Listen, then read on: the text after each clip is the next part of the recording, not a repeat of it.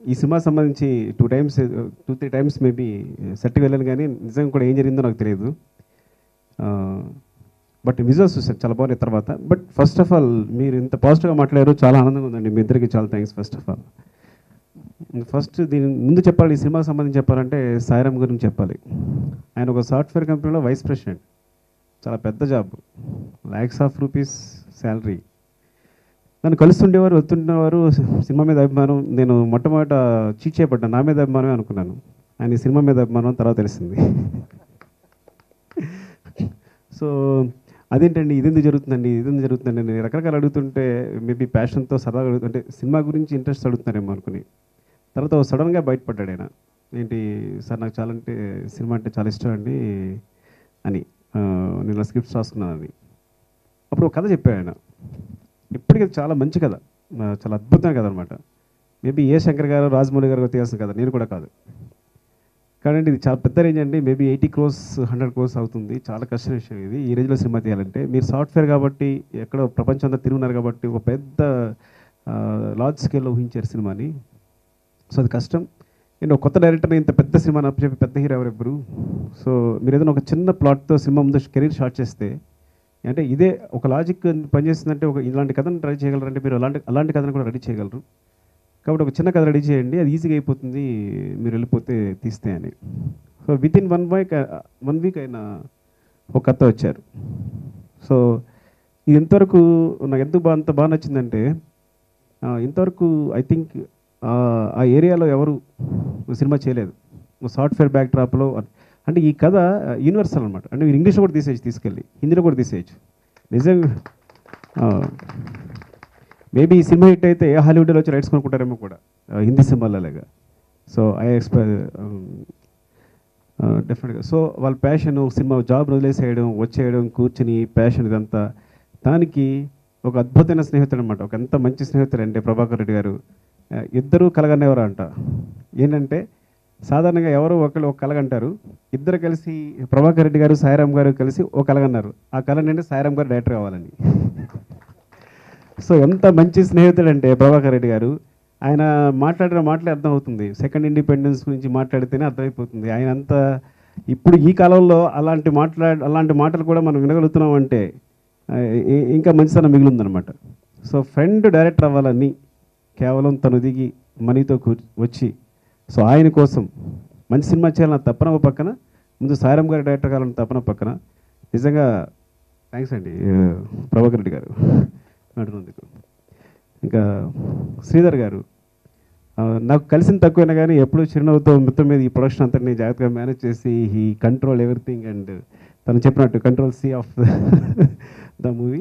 Thanks Sridhar గారు. ఇంకా చంద్రమౌళి గారు, నాకు ప్రత్యేక అనుభవం ఉంది చంద్రమౌళి గారితో. ఎందుకంటే 100%లో హిందీలో వచ్చినప్పుడు, హిందీలో ఒక ప్రొడక్షన్ సినిమా చేస్తున్నప్పుడు దానికి మంచి డిఓపి కావాలి అన్నప్పుడు, ఆయన హాలీవుడ్లో 6 మూవీస్ చేశారు. Almost 5 movies Jagmohan Mundra movies చేశాను ఆయన. సో అక్కడి నుంచి నేను 100%లో హిందీ సినిమా కోసం తను తీసుకొచ్చాను చేద్దామని. సో తర్వాత 100%లో మూవీ అది కాలేదు, ఎందుకో క్యాన్సిల్ అయింది. క్యాన్సిల్ అవడం అంటే ఐ థింక్ ప్రాబ్లమ్స్ వచ్చి సంథింగ్. బట్ తర్వాత ఏంటంటే ఒక పని చేయండి, నేను నెక్స్ట్ చేయబోయే సినిమాకి మీరు ఉందరు కానీ ఉండని ఉంచేశాను.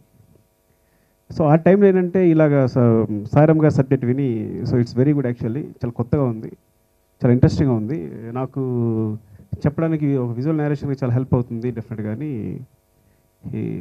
తను చేయడానికి ఈ సినిమా చేయడానికి ఒప్పుకున్నారు అనమాట. సో ముందు దానికి థ్యాంక్స్ చెప్పాలి. నేను విజువల్స్ చూసాను ఈ సినిమాలో, I'm not exaggerating, very international.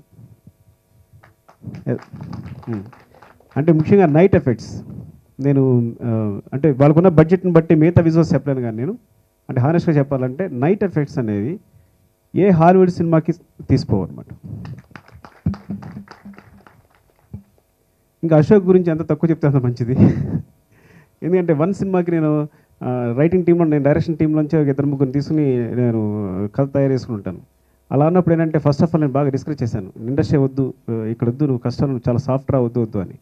తర్వాత 1 సినిమాకి వెర్షన్స్ రాయమని చెప్పాను కథకు సంబంధించి. సో అందరు వెర్షన్స్ రాశారు. ఆ వెర్షన్స్లో ది బెస్ట్ వెర్షన్ అశోక్ది. ఫస్ట్ వెర్షన్ రాసినప్పుడు, తర్వాత కథలు వేరే విషయం పక్కన పెట్టండి. సో అప్పుడు ఏంటంటే నేను తన్ని ఓకేరా నువ్వు బాగా రాస్తున్నావు కాబట్టి తీసుకుంటున్నానని. సో అన్న కొడుకు కాదు, నువ్వు బాగా రాస్తున్నా కూడా తీసుకుంటున్నానని టీంలో తీసుకున్నా తను నేను. కానీ సడన్గా సాయిరామ్ గారు వచ్చి తను హీరో చేశారు. ఐ డోంట్ నో, వాడే తెలుసుకోవాలి హీరో కావాలా డైరెక్టర్ కావాలనేది. సో ఇది చాలా సో టోటల్గా ఈ సినిమా ఏంటంటే ఫస్ట్ ఆఫ్ ఆల్ ఇది ఒక different thriller, horror thriller movie. అంటే ఒక ట్విన్ టవర్స్ స్కూల్ ఆయన కథ చెప్పొద్దున్నా కానీ నేను చెప్పాలనుకుంటున్నాను యాక్చువల్గా. వనకి నేను ఏదో తప్పు చేశాను, ఆయన ఏదో తప్పు చేస్తున్నారేమో డౌట్ వచ్చి నేను చెప్పేస్తున్నాను పర్మిషన్ కూడా తీసుకోకుండా.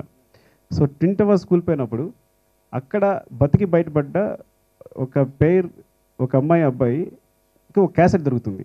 సో వాళ్ళు ఇండియా వచ్చేసిన తర్వాత ఆ క్యాసెట్ ఎట్లా వాళ్ళ లైఫ్లో ప్లే చేసింది సాఫ్ట్వేర్లో, అంటే కంప్యూటర్ చేసే హారర్ అన్నమాట ఫ్రాంక్ చెప్పాలంటే. చాలా కొత్తవి, అంటే డెఫినెట్గా కథ చాలా కొత్తది. నేను చాలా ఇన్స్పైర్ అయ్యాను కథ, చాలా చాలా బాగుంది కథ. సో డెఫినెట్గా కొత్త ఎక్స్పీరియన్స్ బెనర్జీ గారు అన్నట్టు. సో కొత్త సినిమాలు రావాలని అంటే ఆ తరహాలో వచ్చే అందరికీ ఒక మంచి ఎక్స్పీరియన్స్ ఇచ్చే కొత్త సినిమా ఇది. సో డెఫినెట్గా మీరందరూ దీన్ని ఎంకరేజ్ చేస్తారని, ఈ సినిమా సూపర్ హిట్ అవుతుందని. సో అలాగే అంటే ఈ చిన్న సినిమాని కంపల్సరీ మీ అందరూ ఎవరైతే కెమెరాలతో అక్కడ చూస్తున్నారో అందరూ హెల్ప్ అవసరం. సో మీరంతా ఎంకరేజ్ చేస్తే ఈ సినిమా అనేది జనాలకు ఓపెనింగ్స్ అనేవి అంత బాగా వస్తాయి. సో థ్యాంక్స్ అండి, థ్యాంక్స్ టు ఆల్.